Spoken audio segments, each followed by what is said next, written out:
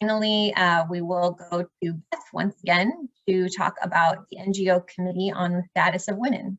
So go ahead. Great, thanks so much, Teresa. I spoke a good bit before, so I'm just going to take you all on a brief romp to orient you a bit to the website of ngocsw.org, where you can find everything you need and more. It's quite a robust committee. It's been around for a long time. Under the About Us tab, you can scroll down to the history of NGO CSW if you would like, as well as to learn more about the Mission Vision Executive Committee. And they do have a very small skeletal staff. They have some great values and policies, as well as partnerships. Please check them out at your convenience. They have a calendar. The monthly meetings are on the third Thursday of the month and go back and forth between meeting in the morning or the afternoon, because this is a global network of women. And so they try and be inclusive in many ways, including when the meetings happen. We'll go to the forum at the end.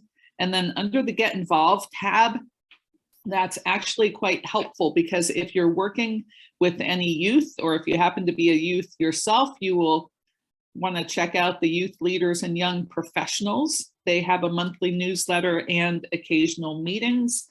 They do ask you, when you become a member of NGO CSW, to do so as an individual, not as an organization. This is different from many of the other committees and working groups where people join as an organization, not as an individual. In this case, you're being asked to join as an individual representing an organization. A quick word about generation equality, which is the big collaboration between UN Women, NGO CSW, and many other NGOs, which was launched as the follow-up to the Beijing Platform for Action in 1995.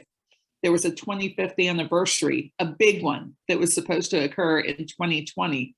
Well, because of COVID, that never quite happened the way we expected. And so there have been several virtual meetings where the countries of Mexico and France have helped take the lead to create this big collaborative effort called Gender Equality. Actually, I'll see if we can take you there online, because it's very important to know about this if you're into gender and gender equality. So it's a 5-year process. You can get the scoop here about what it is, what the action coalitions are, how you can make a commitment, the events that occurred in Mexico City and Paris, and then how to get involved in advisory, what the advisory working group is and the civil society advisory group is. Lots of resources there. So I would also point out that along the right side of this website, in addition to the link to become a member, which is right here, you can also find information about the upcoming NGO forum and how to have a virtual exhibit booth or a handbook ad. There are monthly newsletters. The January newsletter should be posted shortly.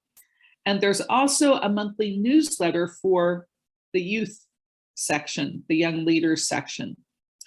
And then here's more information about the monthly meetings. And typically the monthly meetings do include at least one speaker, oftentimes a whole panel of speakers, and it's very educational and helpful. There's also a link as we scroll down to upcoming events, to reports, and then under the resources section, very helpful here, an advocacy training section. So if you're looking to learn more about how to be a great advocate and an effective partner in UN negotiations about the human rights of women and girls, this is where you go. So thank you all for this opportunity. I'll turn it back to you, Teresa.